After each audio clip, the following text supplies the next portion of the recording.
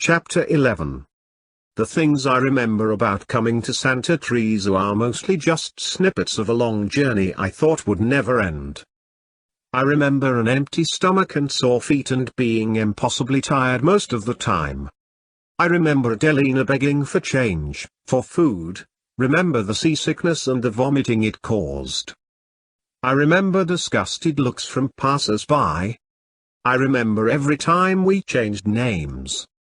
And I remember the chest, as cumbersome as it was, that Adelina refused to part ways with no matter how dear our situation became. On the day we finally knocked at the door, Sister Lucia answered. I remember it being on the ground tucked snug between Adelina's feet. I know she stowed it away in the shadows of some obscure corner of the orphanage. My days of searching have turned up nothing, but I still keep looking. On Sunday, 1 week after Ella arrived, we sit together in the back pew during Mass. It's her first, and it holds her attention about as well as it holds mine, not at all. Aside from class, she's pretty much been by my side since the morning I helped her make her bed. We walk to and from school together, eat breakfast and dinner together, say our nightly prayers together. I've grown very attached to her. And by the way she follows me around, I can tell she's grown attached to me as well. Father Marco has droned on for a good 45 minutes, and finally I close my eyes, thinking of the cave and debating whether I should bring Ella along with me today. There are several problems with it.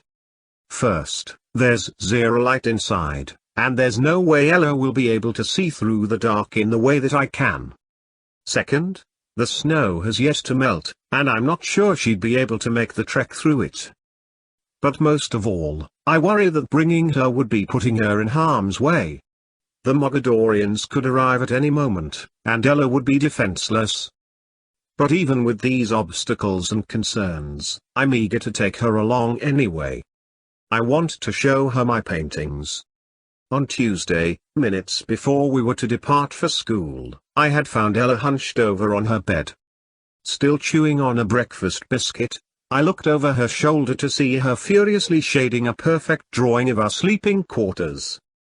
The details, the technical accuracy of each crack in the wall, her ability to capture the faintest of squares of sunrays that dropped through the windows in the morning, was astounding.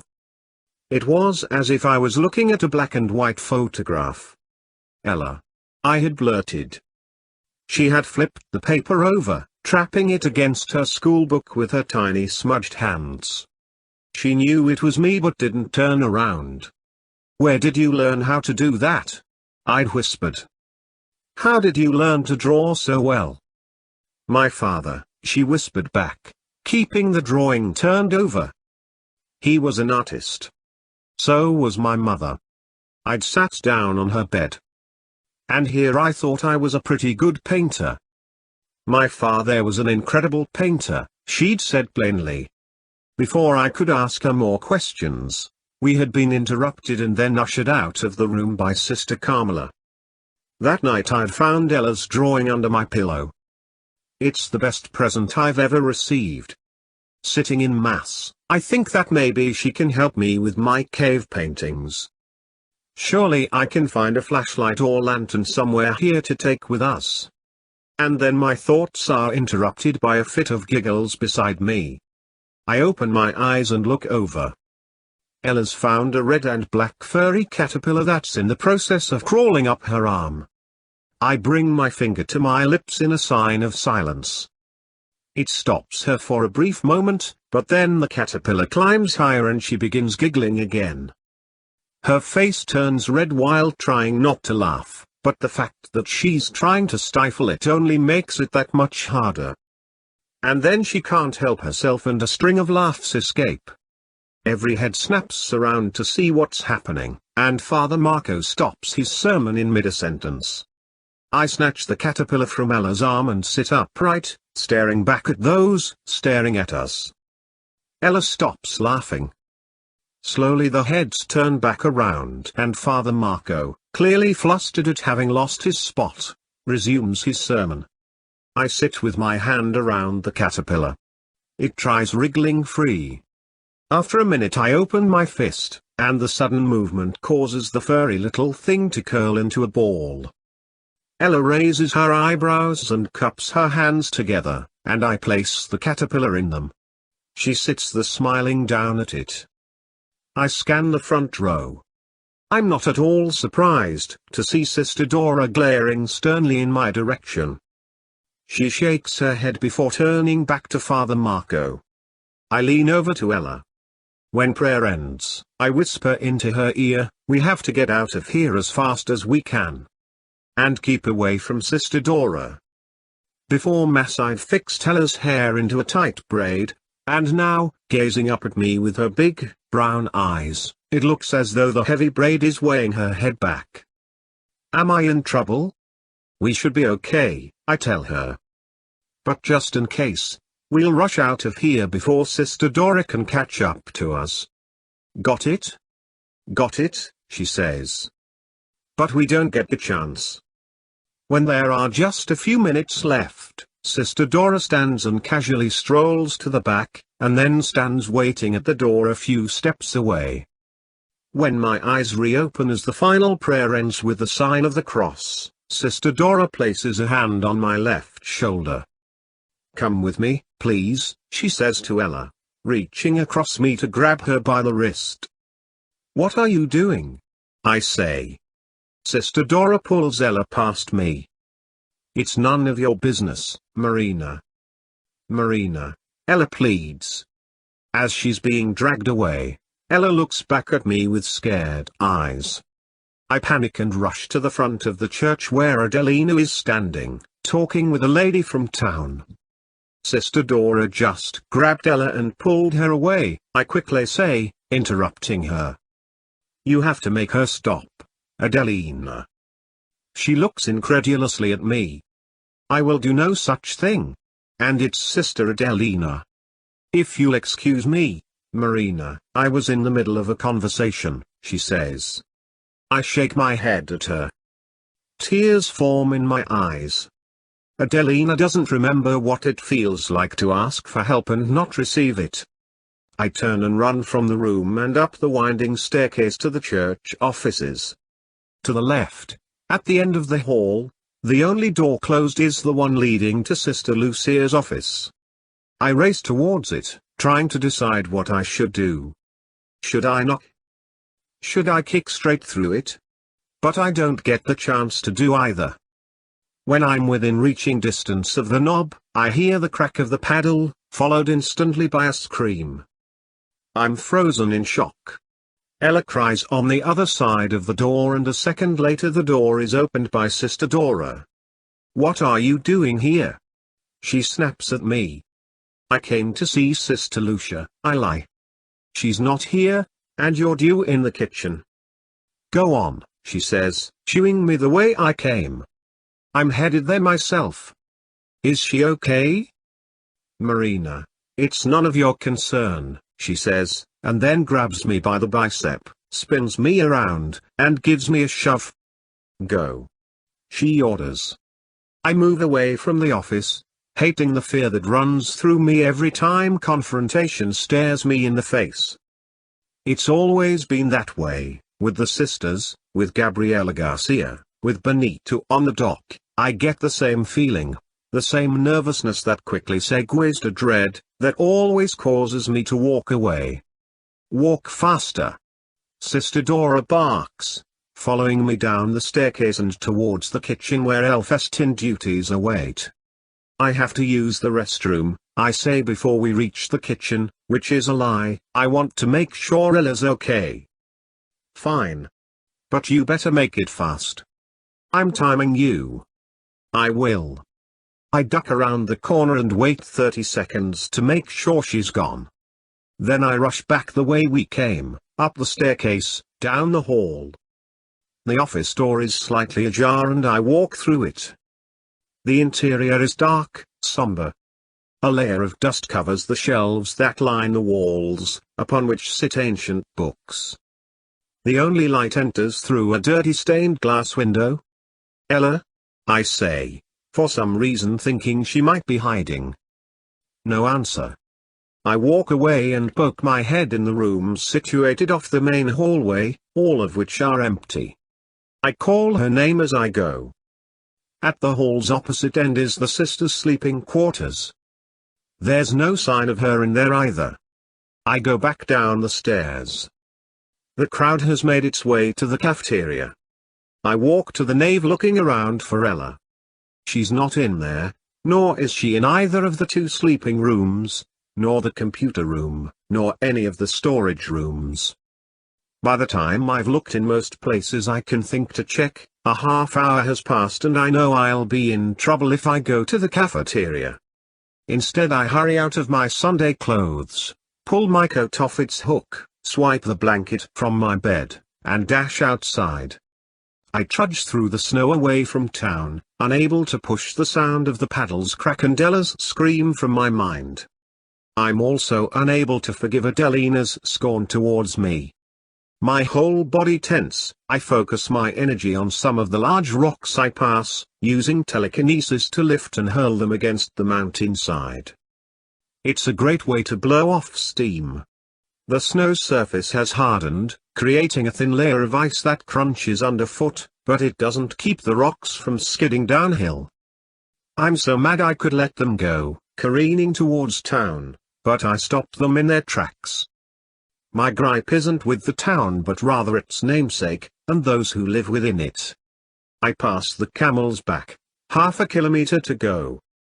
The sun is warm on my face, situated high in the sky and slanted towards the east, which means I have at least 5 hours before I'm due back. I haven't had this much free time in a great while, and with the bright sun and crisp, fresh wind pulling me from my dismal mood, I hardly care that I'll be in trouble when I get back. I turn to see how effective my blanket cape is at hiding my prints in the hardened snow, and I'm afraid to see that it hasn't worked at all today. Nevertheless, I push forward until I spot the rounded shrub sticking up over the snow, then I race towards it, at first not noticing the very thing my eyes should be attuned to, that the snow at the base of the cave is tossed up and pushed around. But as soon as I reach the cave's entrance, I know immediately that something is horribly off. Approaching from the south, a single set of boot prints, double the size of my own, dot the mountainside, a perfect straight line cut into the snow leading from town to the cave. They seem to tromp around its opening, as though circling it. I'm flustered, certain there's something else here I'm missing. And then it dawns on me. The prints, they lead into the cave, but they don't lead back out. Whoever they belong to is still inside. Chapter 12. They're here, I think. After all these years, the Mogadorians are finally here. I turn so fast I slip and fall into the snow. I quickly crawl backwards away from the cave's mouth, my shoes tangled in the blanket. Tears well up in my eyes. My heart races. I manage to right myself and sprint as hard and as fast as my legs will carry me. I don't even look behind me to see if I'm being followed, sweeping across the same snowy terrain I just hiked through, moving so fast I hardly take note of where my feet are falling. The trees below me begin to blur, as do the clouds above. I can feel the blanket hovering behind my shoulders, flapping in the wind like a superhero's cape.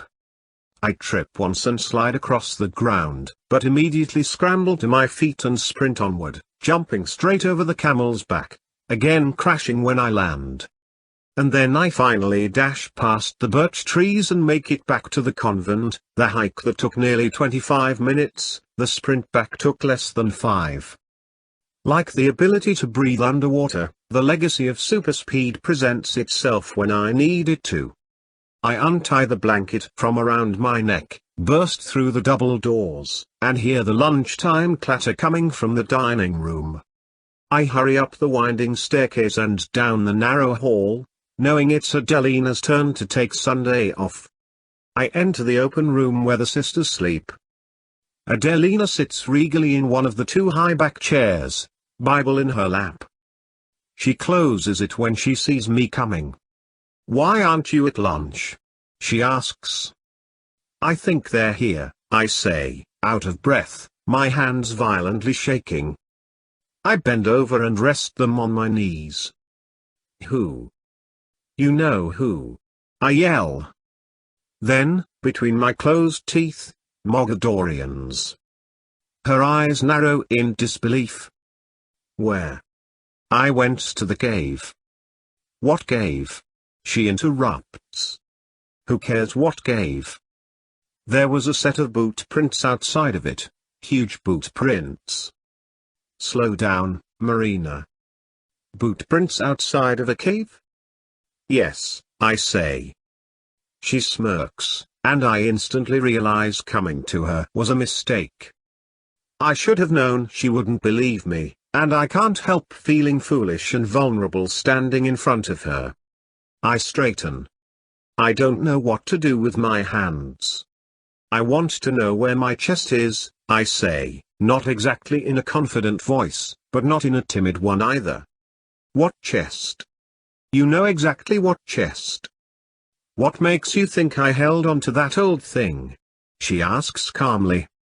Because you would be turning against your own people if you didn't, I say. She reopens her Bible and pretends to read. I think of leaving, but then my mind returns to the boot prints in the snow. Where is it? I ask.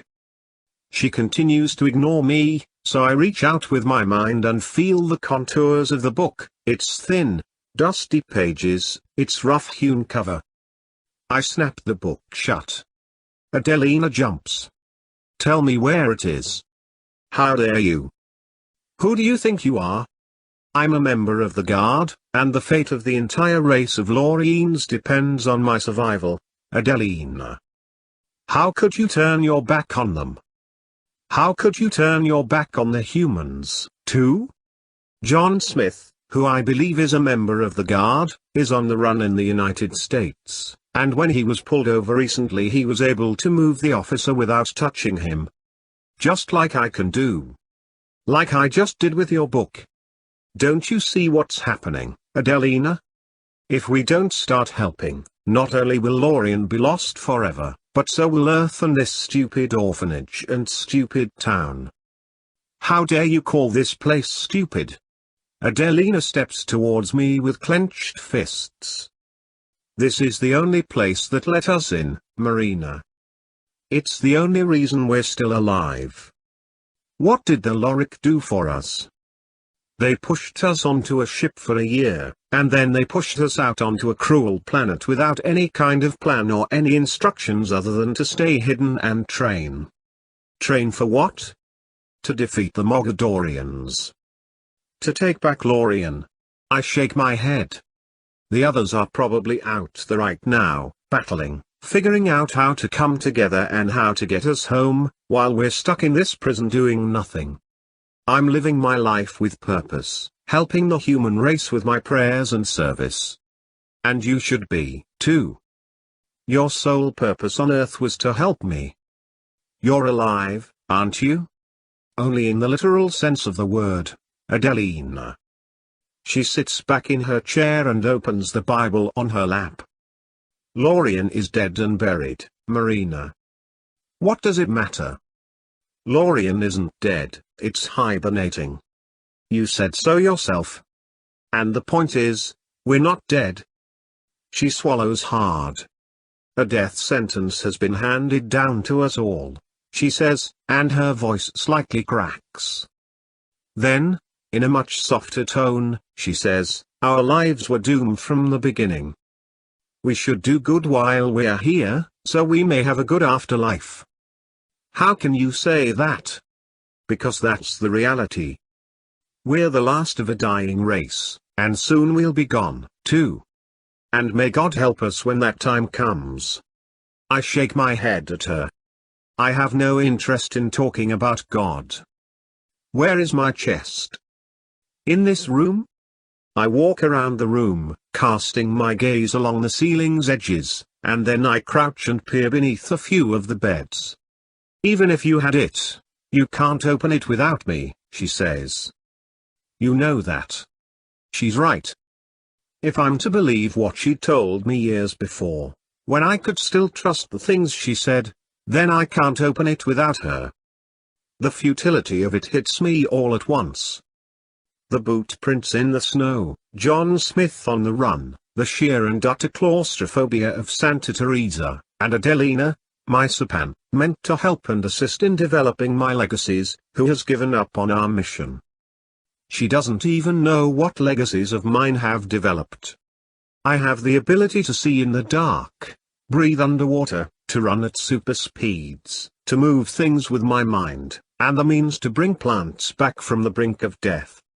Anxiety sweeps over me, and at the worst possible moment, Sister Dora enters the room. She props her fists on her hips. "Why aren't you in the kitchen?" I look at her and mirror the same scowl she's giving me. "Oh, shut up," I say, and march out of the room before she responds. I run down the hall, down the stairs, grab my coat again and push through the double doors. I look wildly around as I move within the shadows lining the side of the road. Though I still feel as though I'm being watched, outside nothing seems amiss.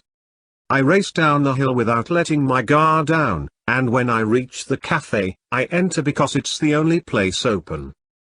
About half of its 20 tables are occupied, which I'm thankful for. I have the urge to be surrounded by people. I'm about to sit when I notice Hector, alone in the corner, drinking wine. "Why aren't you at Elfestin?" He glances up. He's clean-shaven, and his eyes appear clear and sharp. He seems well rested, he's even well dressed. I haven't seen him this way in quite a while. I wonder how long it will last. "I thought you didn't drink on Sunday," I say, and immediately wish I hadn't. Hector and Ella are my only friends at the moment, and one has already disappeared today. I don't want to upset Hector as well. "I thought so, too," he says, not taking offense. If you ever know a man who tries to drown his sorrows, kindly inform him his sorrows know how to swim. "Here, sit down," he says, kicking out the chair across from him. I plop down in it. "How are you?" "I hate this place, Hector. I hate it with everything inside of me." "Bad day?" "Every day is a bad day here." This place isn't so terrible." "How are you always so cheerful?" "Alcohol," he says with a sideways grin. He pours himself what looks to be his first glass from the bottle. I wouldn't recommend it to others, but it seems to work for me. "Oh, Hector," I say. "I wish you wouldn't drink so much." He chuckles. Takes a sip. "You know what I wish?" "What?" "That you didn't look so sad all the time, Marina of the Sea." "I didn't know that I did." He shrugs. It's something I've noticed, but Hector is a very perceptive man. I look to my left and to my right, pausing to focus on each person here. Then I take the napkin off the table and put it on my lap. I put it back on the table. Then I put it back on my lap. "Tell me what is troubling you," Hector says, then takes a larger sip. "Absolutely everything." "Everything? Even me?" I shake my head. "Okay, not everything." His eyebrows rise and then furrow. "Now tell me." I have a deep urge to tell him my secret, the reason I'm here and where it is I really come from. I want to tell him about Adelina and what her role was supposed to be, and what it has instead become. I want him to know about the others, out there on the run or fighting, maybe sitting idly like me, collecting dust. If there's one person I'm certain would be my ally, who would help me in any way he could, then surely it's Hector. He is, after all, a defender who's meant to hold fast and who was born into power and bravery by such simple means as the name he was given. You ever feel like you don't belong here, Hector? Sure. Some days. Why do you stay, then? You could go anywhere. He shrugs. Several reasons. He pours more wine into his glass. For one, there's no one else to take care of my mother. Plus, this place is my home, and I'm not convinced there's much better out there. My experiences have taught me that things rarely improve with a simple change of scenery. Maybe so, but I still can't wait to leave. I only have a little over 4 months left at the orphanage, you know. And you can't tell anyone this, but I think that I'm going to leave sooner than that. I don't think that's a good idea, Marina. You're very young to be on your own. Where will you go? America, I say without hesitation. America? There's somebody there I need to find. If you're so determined, then why haven't you already left? Fear, I say. Mostly fear. You're not the first, he says, taking a moment to empty his entire glass. His eyes have lost their sharpness. The key to change is letting go of fear. I know. The door to the cafe opens, and a tall man wearing a long coat and carrying an old book enters. He moves past us and takes a table in the far corner. He has dark hair and bushy brows. A thick mustache covers his upper lip. I've never seen him before, but when he lifts his head and meets my gaze, there's something I immediately don't like about him and I quickly look away. From the corner of my eye, I can see he's still staring at me. I try ignoring it. I resume talking to Hector, or rather I babble, hardly making sense, watching him refill his glass with red wine, and I hear next to nothing of what he says in reply. 5 minutes later the man's still staring, and I'm so bothered by it that the cafe seems to spin. I lean across the table and whisper to Hector, "Do you know who the person in the far corner is?" He shakes his head. "No, but I've noticed him watching us, too. He was in here on Friday, sitting in the same seat and reading the same book. There's something about him I don't like, but I don't know what it is." "Don't worry, you have me here," he says. "I really should leave," I say. A nod of desperation to get away has come over me. I try not to look at the man, but I do anyway. He's reading the book now, the cover of which is angled toward me as though he wants me to see it. It's brittle and worn, a dusty shade of grey. Pittacus of Mytilene and the Athenian War. Pittacus? Pittacus? The man is watching me again, and though I can't see the bottom half of his face, his eyes suggest a knowing grin on his lips. All at once I feel as though I've been struck by a train. Could this be my first Mogadorian? I jump up, smacking my knee against the bottom of the table and nearly knocking over Hector's wine bottle. My chair falls backwards, crashing to the ground. Everybody in the cafe turns. "I gotta go, Hector," I say. "I gotta go." I stumble through the doorway and make a mad dash for home, running faster than a speeding car, not caring if anyone sees. I'm back at Santa Teresa in seconds. I crash through the double doors and quickly slam them shut. I put my back against them and close my eyes. I tried to slow my breathing, the twitching in my arms and legs, my quivering bottom lip. Sweat runs down the side of my face. I open my eyes. Adelina stands in front of me, and I fall headlong into her arms, not caring about the tension from an hour before. She tentatively hugs me back, probably confused by my sudden display of affection, which I haven't shown her in years. She pulls away and I open my mouth to tell her what I've just seen, but she brings a finger to her lips the same way I did to Ella at Mass. Then she turns and walks away.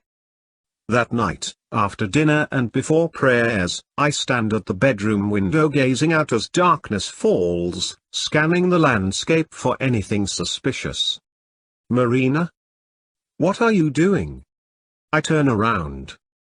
Ella stands behind me. I hadn't heard her approach. She moves through these halls like a shadow. There you are, I say, relieved. Are you okay? She nods, but her big brown eyes tell me otherwise. What are you doing? She repeats. Just looking outside, that's all. What for? You're always looking out the windows at bedtime. She's right, every night since she arrived, since I saw the man watching me in the nave window, I've been looking outside at bedtime for any signs of him. I'm now certain he's the same man I saw in the cafe today. I'm looking for bad men, Ella. There are bad men out there sometimes. Really? What do they look like?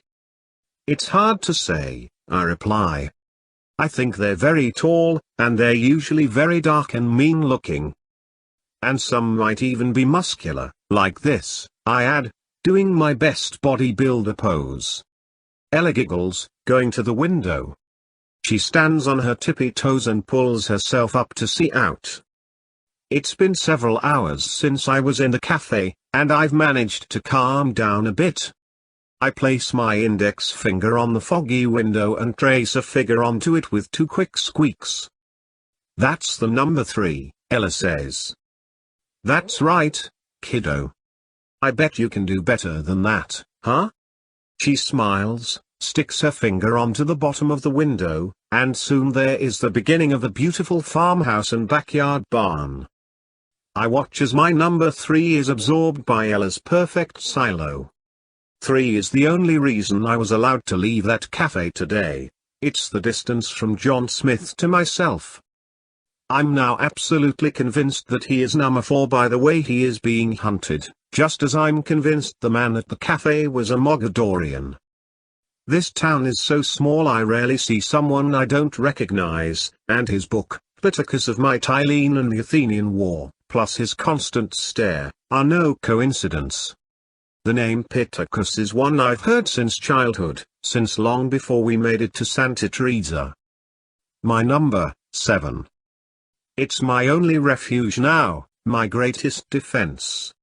As unfair as it might be, I'm separated from death by the 3 others who all must die before me. So long as the charm holds, which, I assume, is why I was left alone and not attacked right at the cafe table. But one thing is certain, if he is a Mogadorian, they know where I am and they could take me any time they choose and hold me until they kill 4 through 6. I wish I knew what's keeping them at bay and why I'm allowed to sleep in my bed again tonight. I know the charm ensures that we can't be killed out of order, but perhaps there's more to it than that. You and I, we're a team now, I say. Ella puts the finishing touches on her window drawing, curling her fingernails over the heads of a few cows to give them horns. You want to be a team with me? She asks in a tone of disbelief. You bet, I say, and hold out my pinky. Let's pinky swear on it. She smiles widely and hooks her pinky around mine. I shake it once. There, that settles it, I say. We turn back to the window, and Ella wipes her picture away with the heel of her palm. I don't like it here. I don't like it here either, believe me. But don't worry, we'll both be out of here soon enough. You think so? We'll leave together? I turn and look at her. That wasn't what I had meant at all, but without thinking twice I nod in agreement. I hope it isn't something I'll regret promising. If you're still here when I leave, then we'll leave together. Deal? Deal. And I won't let them hurt you. Who? I ask. The bad men. I smile. I would appreciate that very much. She leaves the window and walks to another, again pulling herself up to look out. As always, she moves like a ghost, making no sound. I still have no idea where she might have hidden today, but wherever it was clearly a place no one would think to look. And then an idea occurs to me. Hey, Ella? I need your help, I say. Ella drops from the window and looks at me expectantly. I'm trying to find something here, but it's hidden. What is it? she asks, leaning forward in excitement. It's a chest. It's wooden and looks very old, like you might expect to see on a pirate ship. And it's here? I nod. It's here somewhere, but I have no idea where. Somebody did a very good job of hiding it. You're just about the most clever girl I know. I bet you can find it in no time. She beams, rapidly nodding her head. I'll find it for you, Marina. We're a team. That's right, I agree. We are a team.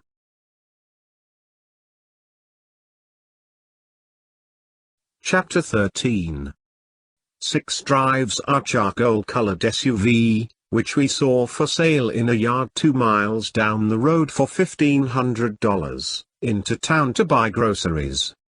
While she's gone, Sam and I spar together in the backyard. The three of us have spent a week training, and I'm amazed at how good Sam's gotten in the short amount of time. Despite his small size, he's a natural, and what he lacks in strength, he makes up for in technique, which is much better than my own. At the end of each day as Six and I retreat to the corners of the living room or to our empty rooms, Sam stays up studying fighting techniques on the internet.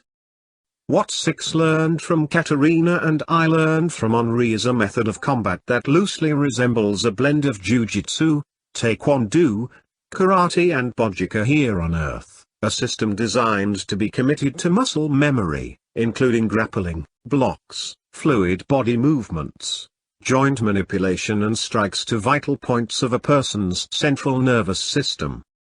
For Six and me, having the benefit of telekinesis, it's a matter of sensing the subtlest of motions in a radius around us and then reacting to them. Sam, however, needs to keep his enemies in front of him. While Six ends each session without a mark, Sam and I both finish with new scrapes and bruises. But despite them, Sam never loses passion or drive. Today is no different. He comes at me, chin tucked and eyes alert. He throws a right cross that I block, then a left side kick that I counter by sweeping his right leg out from under him, sending him crashing to the ground. He stands, then charges me again. Though he connects often, with my strength, his shots aren't very effective. But sometimes I feign pain to boost his confidence. Six gets home an hour later. She changes into shorts and a t-shirt and joins us. We drill for a while, slowly doing the same block counter kick over and over until it becomes second nature. But while I take it somewhat easy against Sam, Six goes all out against me, thrusting me backwards with such force that the wind is knocked out of me. Sometimes I get irritated, but I can still tell I'm getting better. She's no longer able to deflect my telekinesis with a casual flick of the wrist. Now she's required to throw her whole body into it. Sam takes a break and watches from the side with Bernie Kosar. You're better than that, Johnny. Show me the good stuff already, she says after she upends me when I threw a sloppy roundhouse kick. I charge her, closing the gap between us in 1/10 of a second.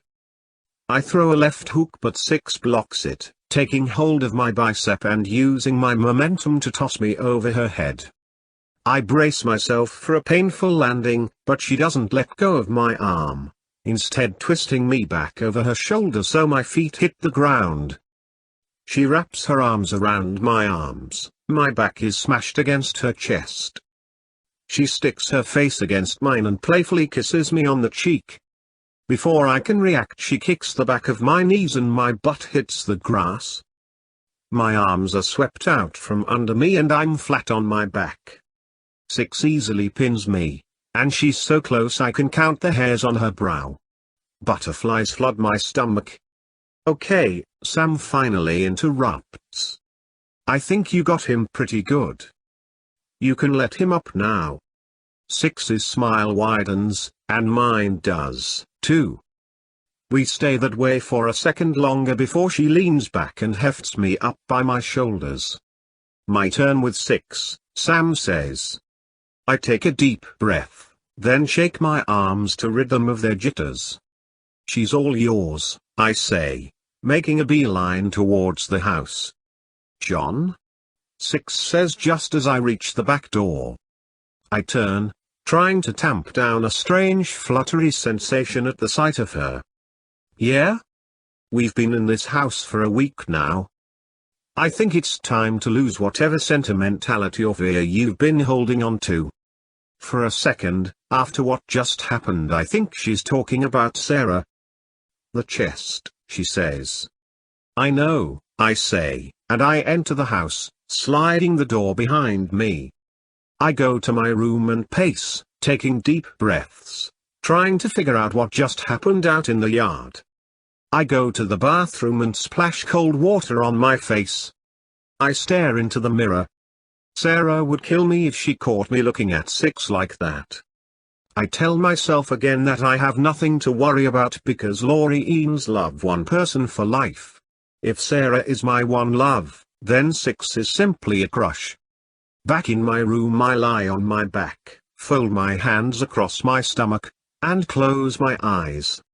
I take deep breaths, holding each one in for a 5 count before exhaling out my nose. 30 minutes later I open the door and creep down the hall, hearing Sam and Six milling about in the living room.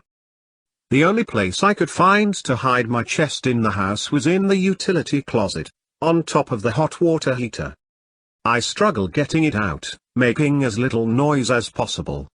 Then I tiptoe back to my room, gently closing and locking the door behind me.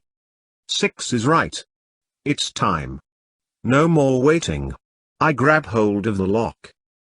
It quickly warms, then squirms against the palm of my hand, taking on an almost liquid form, and snaps open. The inside glows brightly. It's never done that before. I reach in and remove the coffee can containing Henri's ashes and his letter, still in its sealed envelope. I close the lid and relock it. I know it's stupid, but I feel like I'm somehow keeping Henri alive by not reading the letter he left behind.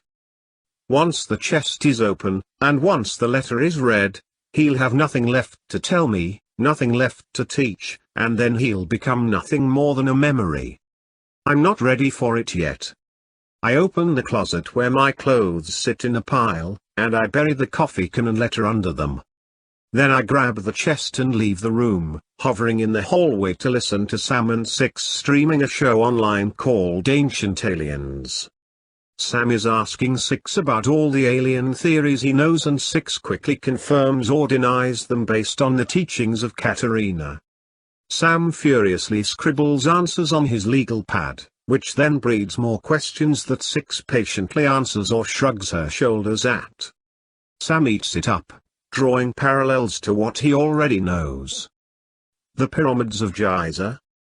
They were built by the Lorik?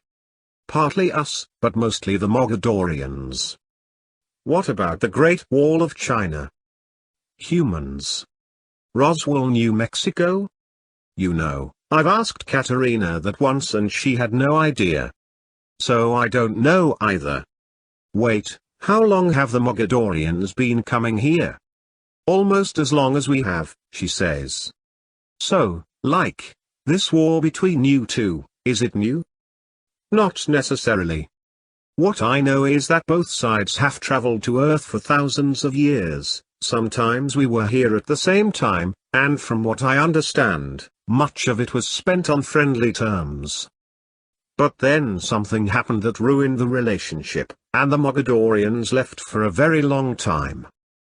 Beyond that I don't know much, and I have no idea when they started coming back. I cross the living room and plop the chest in the middle of the dining room floor. Sam and Six glance up. Six grins, again giving me strange flutters. I smile back, but it feels insincere. I figure we might as well open this thing together. Sam begins rubbing his hands with a crazy look in his eyes. Geez, Sam, I say. You look like you're about to murder somebody. Oh, come on, he says. You've been teasing me with this chest for almost a month now, and I've been patient and I've kept my mouth shut out of respect for Henri and everything, but how often do I get to see the treasures from an alien planet? I just think about how the guys at NASA would die to be sitting where I am right now. You can't blame me for being so into this. Would you be mad if this whole time it's been full of nothing but dirty laundry? Alien dirty laundry? Sam asks sarcastically. I laugh, then reach down and grab hold of the lock. My hand instantly glows when touching the cold metal, and the lock again warms, shaking and twisting in my grip, protesting the ancient powers that keep it closed. When it clicks open, I remove the lock, set it aside, and place my hand on the chest's top. Six and Sam both lean forward in anticipation. I lift the lid. The chest is yet again ablaze with light that hurts my eyes. The first thing I do is remove the velvet bag holding the 7 orbs that make up Lorien's solar system. I think of Henri and how we watched the light glow and pulsate at Lorien's core, showing that the planet is still alive, albeit hibernating. I place the bag in Sam's hand. All 3 of us peer down into the chest. Something else is lit up. What is that glowing? Six asks. No idea. It never did that before. She reaches down and plucks a rock from the bottom of the chest.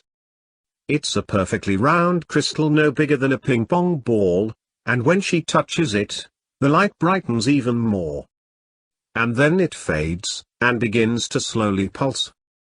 We watch the crystal, transfixed by the glow. Then, suddenly, Six lets it drop to the floor. The crystal ceases to pulse and resumes its steady glow. Sam reaches down to pick it up. Don't. Six yells. He looks up, confused. Something doesn't feel right about it, she says. What do you mean? I ask. It felt like pinpricks against my palm. When I grabbed hold of it, I got a really bad feeling. This stuff is my inheritance, I say. Maybe I'm the only one allowed to touch it? I bend down and carefully pick up the glowing crystal. Within seconds it feels as if I'm holding a radioactive cactus. My stomach compresses and acid climbs up my throat, and I instantly toss the crystal onto a blanket. I swallow. Maybe I'm doing it wrong. Maybe we don't know how to use it. I mean, you said Henri kept you from seeing inside because you weren't ready. Maybe you're still not ready? Well, that would be pretty lame, I say. This sucks, Sam says. Six walks into the kitchen and returns with 2 towels and a plastic bag. She carefully grabs the glowing crystal with a towel and drops both into the bag, which she then wraps in a second towel. You really think that's necessary? I ask. My stomach continues to gurgle. She shrugs. I don't know about you, but the feeling I got when I touched it was bad news. Better safe than sorry. What's left in the chest is everything comprising my inheritance, and I'm not really sure where to start. I reach in and grab an object I've seen before, the oblong crystal Henri used to spread the lumen from my hands to the rest of my body. It comes alive and bathes the dining room in its bright light. The crystal's center begins swirling with what looks like smoke, twisting and turning back on itself, as I have seen it do before. Now we're talking, Sam says. Here, I say, giving it to him. The crystal falls inert when it transfers hands. I've already seen it.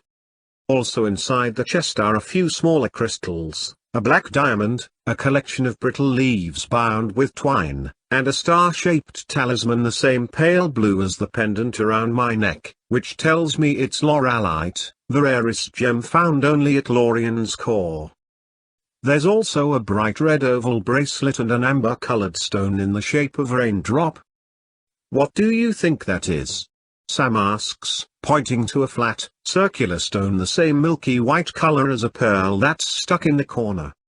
Don't know, I say. How about that? He asks, this time pointing to a small dagger that looks to have a blade made of diamond. I lift it from the chest.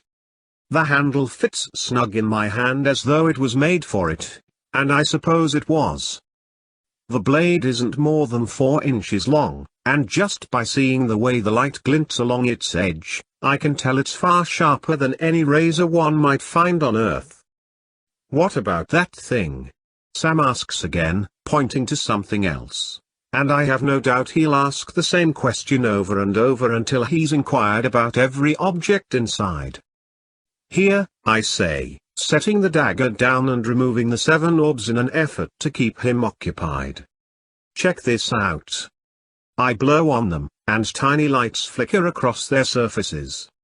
Then I toss them up in the air, and they instantly spring to life, spinning in orbit around the orange-sized sun in the center. It's Lorian's solar system, I say. 6 planets, 1 sun. And this one here, I add, pointing to the 4th orb, which remains the same various shades of ashen grey as the last time I'd seen it, is Lorian as it looks today, at this very moment. The glow at its center is what's left. Wow, Sam says. NASA dudes would be crapping themselves right now looking at this. And watch this, I say, illuminating my right hand. I sweep the light over the orb, and all at once the surface changes from its depressing grey tones to vibrant blues and greens of the forests and oceans. This is the planet as it was the day before the attack. Wow, Sam says again, staring in awe with his mouth hanging open, and while the rotating planets have him transfixed, I look back in the chest. Do you know what any of this is? Or what it does? I ask 6, who doesn't respond. I turn and see she's just as amazed as Sam by the solar system spinning 2 feet above the floor. Since Henri had told me they weren't part of my legacy, which means they weren't locked in the chest, I had wrongly assumed she'd seen them before. But it makes sense she hasn't. They can only be activated after the first legacy develops. 6, I say again. She comes back to reality, turns to me, and I find myself looking away once we make eye contact. Do you know what any of this stuff is? Not really, she murmurs, running her hands over the stone's surfaces. This is the healing stone Henri and I used at the school, she says, pointing out a flat, black rock I've seen before. Then she freezes, a faint gasp escaping her lips. Sam and I exchange confused expressions. She lifts a pale yellow stone, its surface waxy and smooth, from the chest and holds it up to the light. Oh my God, she marvels, flipping it over. Tell me, I prod. She looks me right in the eyes. X3s, she says. It comes from our first moon. She brings the small stone to her forehead, squeezing her eyes shut. The faint yellow shade of the stone darkens slightly. She opens her eyes and hands the stone to me. I frown and take it from her, my fingertips grazing the palm of her hand. Sam inhales sharply. What there? He looks terrified, groping for me like he's blind. What's going on? I ask, slapping Sam's hands away from my face. You're invisible, 6 says quietly. I look down at my lap, and it's true, I've completely vanished. I drop the X3s on the floor like a hot potato, and instantly become visible. The X3s, 6 explains, allows one guard to transfer a legacy to another, but only for a short period of time. An hour, I think, maybe 2. I can't say for sure. All you have to do is charge it by focusing your energy on the stone. Put it to your forehead, and bam, it's ready to go. Charge it, like a battery? Sam asks. Exactly, and it won't start using the legacy until it's touched again. I look at the stone. Sweet. Looks like somebody other than you is taking a trip into town. And somebody other than you is going to be resistant to fire, she says playfully. If you're nice to me, then it's definitely a possibility, I say. Sam picks the stone up and clenches his entire body in deep concentration. Nothing happens. Oh come on, he says to the stone. I promise to use it for the power of good. No girls' locker rooms, I swear. Sorry, Sam, Six says. I'm pretty sure this stuff only works on us. He sets the theories down and we dig through the rest of the chest to see if anything else is activated by touch, but after an hour of studying and holding all 17 artifacts, blowing hot air on them, squeezing them tightly, nothing else engages aside from the glowing crystal wrapped in the towel, the larger oblong crystal with the smoky center, and the solar system still rotating above us. The healing stone, however, does cure the cuts and bruises Six has been stamping my body with. Man, I've waited most of my life to open this thing, and now that I have, a lot of it seems useless to me, I say. I'm sure their uses will reveal themselves in time, Six assures me. Things like this need to be slept on. It's usually when they've left your mind completely that answers finally come. I nod, looking back at everything lying around the chest. Six is right, forcing an answer only guarantees that no answer will come. Yeah, maybe some of it only activates with further legacies. Who knows, I say with a shrug. I put everything back inside, feeling compelled to keep the glowing crystal covered with the towel. I leave the solar system out, which continues its circular march. I close and lock the chest and carry it down the hall. Don't be discouraged, John, Six says behind me. As Henri said, you're probably not ready to see it all yet. Chapter 14. I can't sleep. Partly because of the chest. For all I know, one of the gems inside could give me power to morph into different creatures like Pittacus, or one could create an iron barrier around me impossible to penetrate by enemy attack. But how will I know without Henri? I feel sad. Defeated. But mostly I can't stop thinking about Six, can't stop picturing her face hovering inches above mine, or the sugary scent of her breath, or the way the setting sun had made her eyes glow. In that moment I had an irrepressible desire to stop training and to simply wrap my arms around her and squeeze her down onto me. A pang of longing to do that even now, hours later, has anchored itself in my heart, and that's what's really keeping me up. That, and the overwhelming guilt I feel about my attraction to her. The person I'm supposed to be longing for is Sarah. There's too much on my mind to expect sleep. Too many emotions, pain, desire, confusion, guilt. I lie another 20 minutes before giving up on sleep. I whip aside my blanket and pull on a pair of pants and a grey tee. Pittacus follows me from the room and down the hallway. I poke my head into the living room to see if Sam's asleep. He is, wrapped up in a blanket on the floor like a worm in a cocoon, and I turn and walk back. Six's room is directly across the hall from mine, and her door's ajar. I stand looking at it, and I hear Six rustle on the floor. John? She whispers. I cringe, and my heart immediately races. Yeah? I reply, still standing outside. What are you doing? Nothing, I whisper. I can't sleep. Come in, she says. I push open the door. Her room is pitch black, and I can't see anything. Is everything okay? Yeah, everything's fine, I say. I barely turn on my lumen, and the faint glow is like a nightlight. I keep my eyes off her and on the carpet. Just too much on my mind, you know. I was maybe thinking of going for a walk or a run or something. Well, that's kind of dangerous, don't you think? Don't forget you're on the FBI's 10 most wanted list with a fat reward on your head, she says. I know, but it's still dark out, and you could make us invisible, couldn't you? I mean, that's if you wanted to come along. I increase the lights on my hands and I can see Six sitting on the floor with a couple blankets over her legs and her hair's pulled back with loose strands falling around her face. She shrugs, then tosses the blankets aside and stands. She's wearing black yoga pants and a white tank. I can't stop myself from staring at her bare shoulders. I look away when I'm hit with the absurd suspicion that she can feel my eyes on her. "Sure," she says, pulling the band from her hair and re-wrapping her ponytail. "I always have a hard time sleeping. Especially on the floor."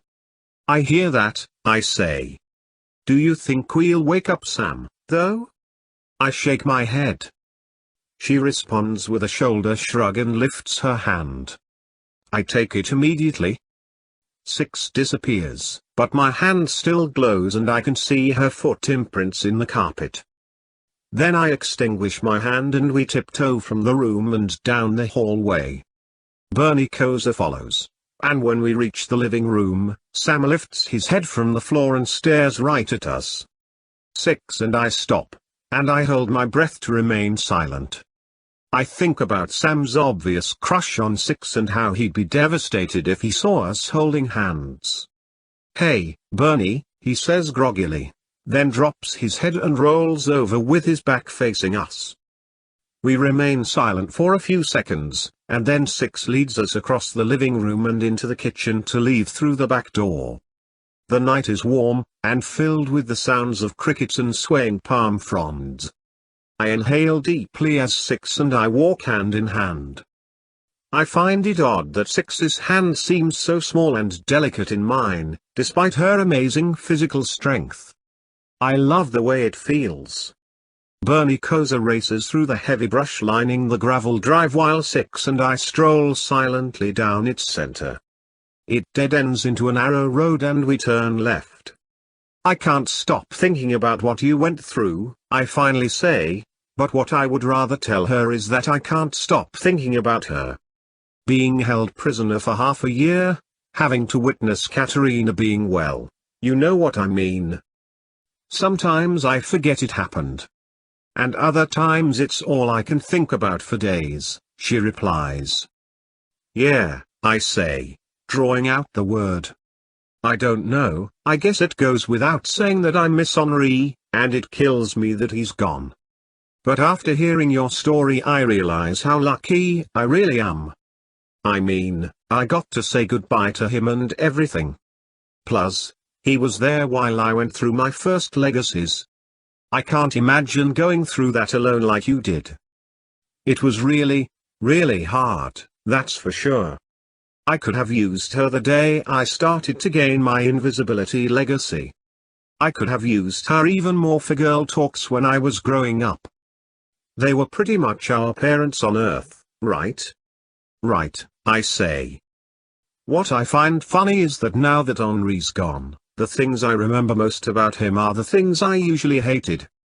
Like when we would leave some place behind and we'd drive for hours and hours and hours down the highway headed someplace I'd never even heard of when all I wanted to do was just get out of the car. Now, the conversations we had on those trips are the ones I remember most.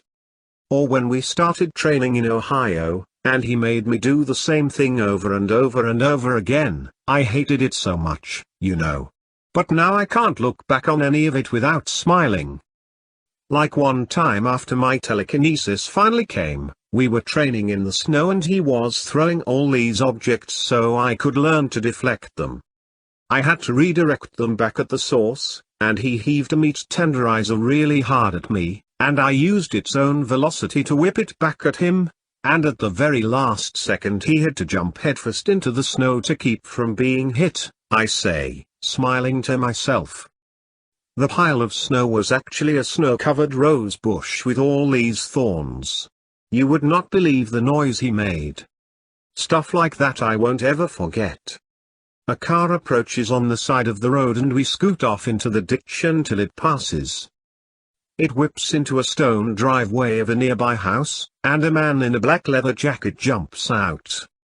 He pounds on the front door, yelling for whoever is inside to open up. Jesus! What time is it? I ask 6. 6 moves towards the man and the house, my hand still in hers. Does it matter? As we creep within 10 feet of him, the smell of alcohol hits me. He stops pounding his fist against the door to yell, "You better goddamn open this door, Charlene, or you don't wanna know what I'm gonna do."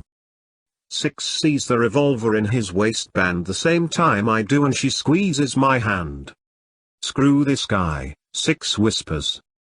He pounds again and again until the lights in the front window turn on.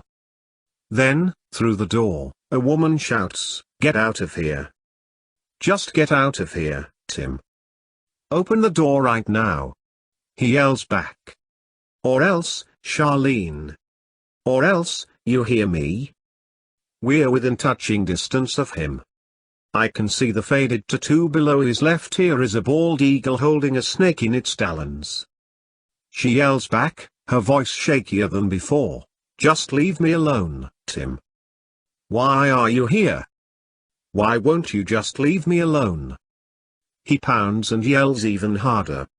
I'm about to put him in a chokehold, squeeze that bald eagle and snake right off his neck, when I see the gun slowly crawl up his lower back until it floats away from him in 6's invisible hand. She puts the barrel of the gun up against the back of the man's head and buries it in his brown hair. She cocks the hammer with a loud click. The man stops pounding on the door. He stops breathing, too. 6 pushes the gun even harder into his skull, and then she pushes it stiffly to the right, spinning the man around. The sight of the floating gun in front of his face makes him go white. He blinks and shakes his head violently, expecting to wake up in his bed or in the back alley of whatever bar he came from. 6 moves the gun side to side, and I wait for her to say something, to really spook the hell out of him, but instead she suddenly turns the gun towards his car. She shoots, and a radius of broken glass appears on the windshield. He screams, shrilly, and bursts into tears. 6 aims the gun at his face again, and he quiets down, letting a stream of snot hit his upper lip. "Please, please, please," he says. "I'm sorry, God. I'm gonna leave right now. I swear. I'm leaving." 6 cocks the hammer again. I see the curtain of the front window move to the right, and expose the face of a large blonde woman. I squeeze 6's hand and she squeezes back. "I'm leaving right now. I'm leaving. I'm leaving," the man sputters to the gun. 6 aims at his car again and empties the chamber with a loud bang. The rear driver's side window explodes into 1,000 pieces. "No. Okay, okay," the man shouts. There's suddenly a wet spot on the inner thigh of his jeans. 6 motions the gun at the front window, and he makes eye contact with the blonde woman inside. "And I'll never come back. I'll never, ever, ever come back."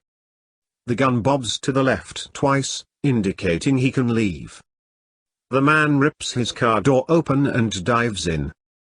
Stones spit out from under his tires as he reverses out of the driveway and then barrels down the road. The woman in the window continues to stare at the handgun that's floating next to her front door, and that's when 6 flings it over the house with such force that it's sure to land in the next county. We run back to the road, and then we continue to run until there isn't a house in sight. I wish I could see 6's face. "I could do that kind of stuff all day," she finally says. "It's like being a superhero." "Humans do love their superheroes," I say. "Do you think she'll call the police?" "Nah. She's probably going to think it was all a bad dream. Or the best dream she's ever had," I say. Our talk turns to all the good things we could do for Earth with our legacies if we weren't busy being hunted or hated. "How did you train yourself, anyway?" I ask. I can't imagine learning the things I did if it hadn't been for Henri pushing me so much. What other choice did I have? Either we adapt or we perish. So I adapted. Katerina and I trained for years before we were captured, but obviously never once after my legacies developed. When I finally got out of that cave, I promised myself that her death wasn't going to be in vain, and the only way to do that was to seek revenge. So I picked up where we had left off. It was hard at first, especially on my own, but little by little I began to learn and grow stronger. Besides, I've had more time than you. My legacies came sooner than yours, and I'm older than you. You know, I say, my 16th birthday, or at least the day I celebrated as my birthday with Henri, was 2 days ago. John. Why didn't you tell us? She asks, then lets go of my hand and playfully shoves me away, making me instantly visible. We could have celebrated. I smile and reach for her, feeling blindly in the dark. She takes my hand and interlocks her fingers in mine, allowing my thumb to rest over hers. The thought of Sarah comes into my head, and I find myself instantly pushing it out. So what was she like? I ask. Katerina? A moment of silence passes. Compassionate. She was always helping others. And she was funny. We used to joke and laugh a lot, which probably seems hard to believe, seeing how serious I usually am. I chuckle. I didn't say it, you did. But hey, no changing the subject.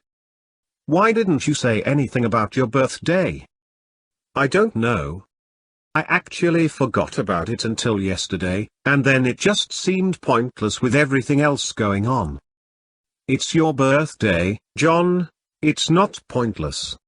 Every birthday any of us are lucky to have is cause for celebration, considering what's hunting us. And anyway, had I known, I might have even taken it easy on you in training.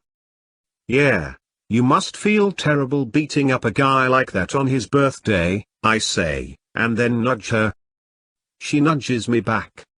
Pittacus leaps from the brambles and trots beside us. Several burrs are stuck to his fur like Velcro, and I let go of Six's hand to pluck them all off. We reach the end of the road. Tall grass and a winding river lie ahead of us. We turn around and amble back towards the house. Does it bother you that you never got your chest? I ask after a few minutes of silence. In a way, I think it fueled me that much more. It was gone. There was nothing I could do about it. So I did what I thought was smart and chose to focus on finding the rest of you. I just wish I could have found number 3 before they did. Well, you found me. I can't imagine I would have survived this long if you hadn't. Or Pittacus, for that matter. Or even Sarah. As soon as I say Sarah's name, Six's grip loosens a little. Guilt rises in my chest as we make our way back to the house. I do love Sarah, but it's hard to imagine a life with her when I'm so far away, on the run, with no sense of where the future will take me. The only life I can imagine right now is the one I'm living. The one with Six. We reach the house, and I find myself wishing our walk wasn't over. I try to stall, slowing my steps, hovering at the end of the driveway. You know, I only know you as Six, I say. Did you have a name at one time? Of course I did, but I didn't use it very often. I didn't go to school like you. Well, I did for a little while, but then we decided I was better off staying home. So, what was your name?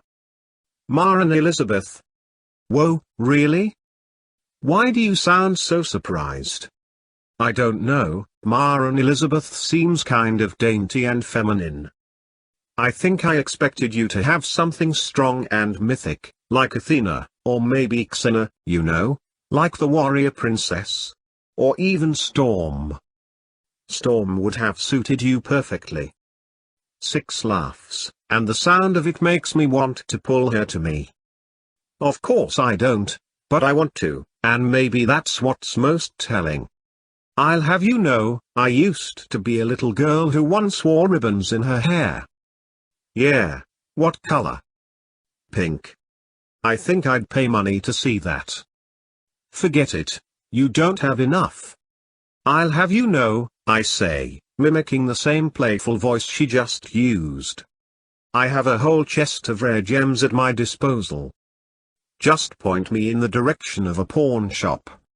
She laughs, then says, I'll keep my eyes open for one. We continue to stand at the mouth of our driveway, and I look up at the stars and the moon, which is 3/4 full. I listen to the wind and to Six's feet on the gravel as she shifts her weight from one leg to the other. I take a deep breath. I'm really glad we went for that walk, I say. So am I. I look where she's standing, wishing she were visible so I could read her expression. Could you imagine if every night were like this, living your life without having to worry about what or who might be lurking out of sight, without always having to peer over your shoulder to see if you're being followed? Wouldn't it be amazing to be able to forget, just once, what's peeking over the horizon? Of course it'd be nice, she says. And it will be nice when we finally have that luxury.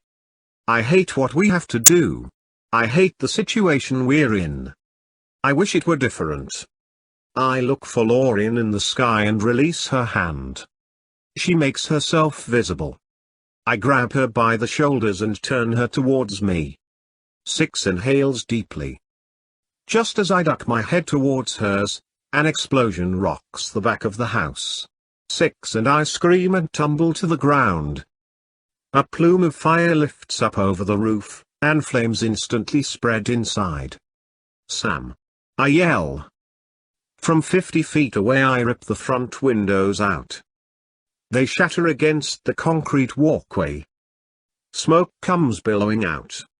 Before I know it, I've burst into a dead sprint. I take a deep breath and leap, crashing into the house and splintering the door from its hinges. Chapter 15. Each night lately I lie awake for hours, my eyes open, ears attuned to the sounds of silence around me.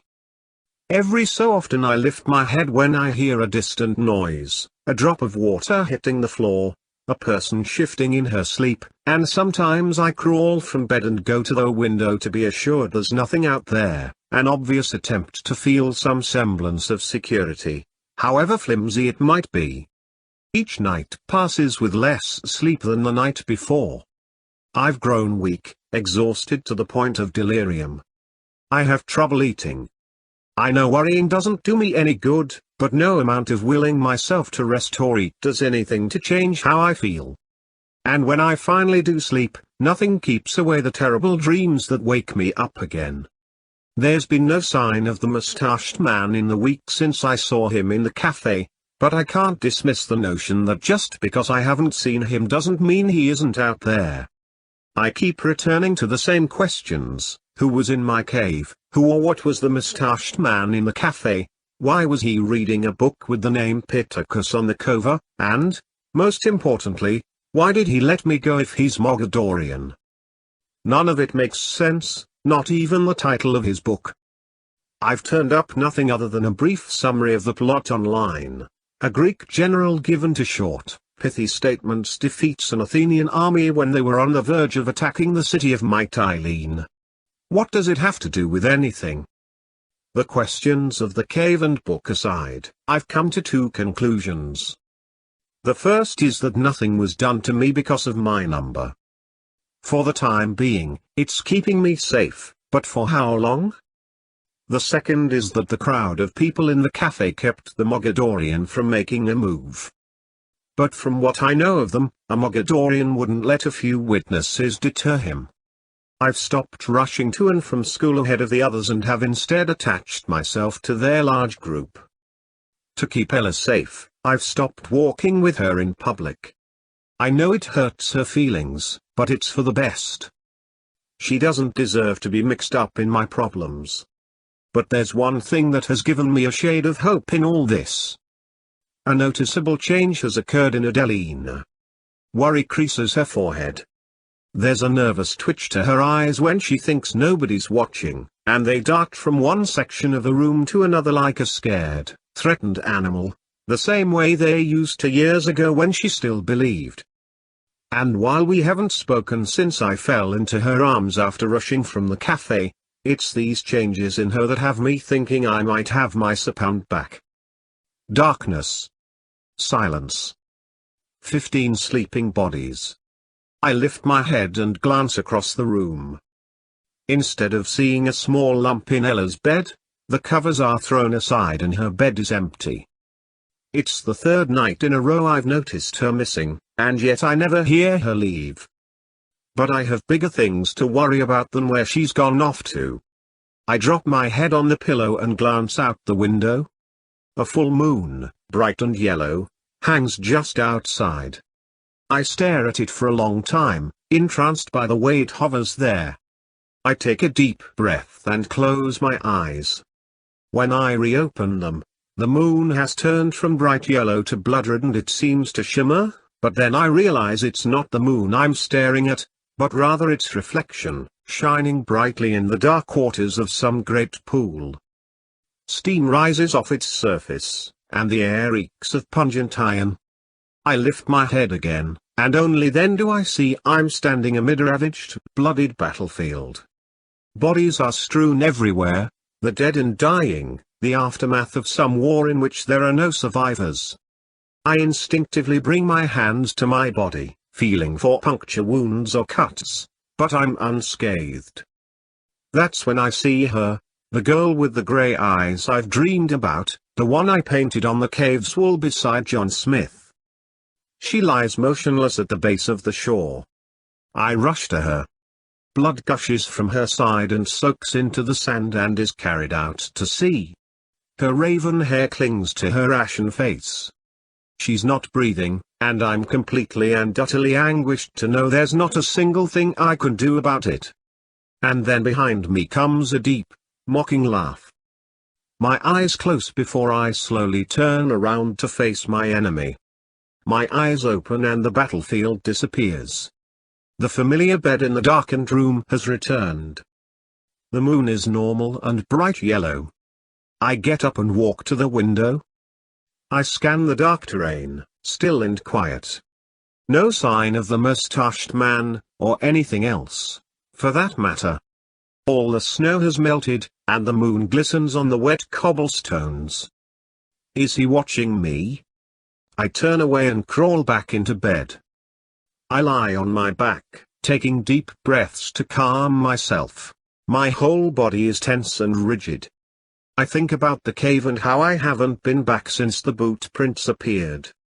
I roll to my side with my back towards the window. I don't want to see what's out there. Ella still isn't in her bed. I try to wait up for her to return, but I fall asleep. No further dreams come. When the morning bell rings I raise my head off the pillow, my body stiff and sore. A cold rain beats against the window. I glance across the room and see Ella sitting up, lifting her arms towards the ceiling, yawning deeply. We shuffle from the room together, saying nothing. We coast about our Sunday routines and sit through Mass with our heads hung. At one point I nudge Ella awake, and 20 minutes later she returns the favor. I survive the Elfestin lunch line, doling out food while looking for anyone suspicious. When everything appears normal, I can't decide if I'm relieved or disappointed. What saddens me most is that I don't see Hector. Towards the end of cleanup, Lagorda and Gabi begin horsing around, spraying each other with the hose attached to the kitchen sink as I dry dishes. I ignore them, even when I get splashed in the face. 20 minutes later, when I've just finished drying the last dish, carefully placing it atop the tall stack, a girl named Delphina slips on the wet floor and bumps into me, causing me to fall into the stack and send all 30 plates back into the dirty water, where some of them break. "Why don't you watch what you're doing?" I say, and I push her with one arm. Delphina spins around and shoves me right back. "Hey!" Sister Dora barks from across the kitchen. "You two, knock it off. Right now." "You're going to pay for that," Delphina says. "I can't wait to be officially done with Santa Teresa." "Whatever," I say, still scowling. She nods at me, a malicious look upon her face. Watch your back. If I have to come over there, Lord help me, you are going to regret it, Sister Dora says. Instead of using telekinesis to toss Delphina through the roof, or Sister Dora or Gabbby or Laghorder, for that matter, I turn back to the dishes. When I'm finally free I walk outside. It's still raining and I stand under the eaves and look towards the cave. The mud will be thick on the mountainside, which means I'd get filthy. I use that as an excuse for why I won't go, though I know that even if it weren't raining I wouldn't have the courage, despite my curiosity of whether or not new boot prints have been made in the mud. I walk back inside. Ella's Sunday duties require her to clean the nave after everyone leaves, wiping down pews. But when I go there, everything has already been cleaned. Have you seen Ella? I ask a 10-year-old girl named Valentina. She shakes her head. I walk back to our bedroom, but there's no sign of Ella there. I sit on her bed. The bounce of the mattress causes a silver object to peek from beneath Ella's pillow. It's a tiny flashlight. I flip it on. The light shines brightly. I turn it off and put it back where I found it so that the sisters won't see it. I walk the halls, peeking in rooms as I go along. Because of the rain, most of the girls have stayed in, milling about in their small groups, laughing and talking and playing games. On the second floor, where the hallway splits and leads to the church's two separate wings, I go left, down a dark, dusty corridor. Empty rooms and ancient statues cut into the rock wall and arched ceiling, and I stick my head in the doorways, looking for Ella. No sign of her. The hallway narrows and the dusty odor segues to a damp, earthy smell. At the corridor's end stands a padlocked oak door I jimmied open a week and a half ago looking for the chest. Beyond the door is a stone stairway that circles around the narrow tower leading up to the north belfry, which holds one of Santa Teresa's two bells. The chest wasn't there either. I surf the internet for a while but find nothing new about John Smith. Then I go to the sleeping quarters, lie in bed, and feign sleep. Thankfully Laghorder, Gabbby, and Delphina don't come into the room, and I don't see Ella either. I crawl from bed and walk down the hall. I enter the nave and find Ella in the back pew. I sit beside her. She smiles up at me, looking tired. This morning I had put her hair into a ponytail, but now it's come loose. I pull the band free, and Ella turns her head so I can redo it. "Where have you been all day?" I ask. "I was looking for you." "I was exploring," she says proudly. I instantly feel terrible all over again for ignoring her on our walks to school. We leave and go to our room, say goodnight to one another. Slipping beneath the covers, waiting for the lights to be shut off, I feel hopeless and sad, wanting to simply crawl into a ball and cry. So that's what I do. I wake in the middle of the night and I can't tell what time it is, though I assume I've slept at least a few hours. I roll over and close my eyes again, but something feels off. There's some change in the room I can't quite explain, and it amplifies the same anxiety I've felt all week. I open my eyes again, and the second they adjust to the dark, I realize a face is staring at me. I gasp and bolt straight backwards, crashing into the wall behind me. I'm trapped, I think, trapped in the far, back corner. How stupid of me to have wanted this bed. My hands tighten, and just as I'm about to scream and kick at the face, I recognize the brown eyes. Ella. I instantly relax. I wonder how long she's been standing there. Very slowly she brings her tiny index finger to her lips. Then her eyes widen and she smiles as she leans forward. She cups her hand around my ear. "I found the chest," she whispers. I pull away, look earnestly into her radiant, upturned face, and know immediately she's telling the truth. My own eyes widen. I can't contain my excitement. I pull her to me and give her the tightest hug her small body can endure. Oh Ella, you have no idea how proud I am of you. I told you I'd find it. I told you, because we're a team and we help each other. We do, I whisper. I let go of her. Her face brims with pride. Come on. I'll show you where it is. She takes me by the hand, and I follow her around the bed, tiptoeing quietly. The chest, a bright ray of hope when I'd least expected it, when I'd needed it most.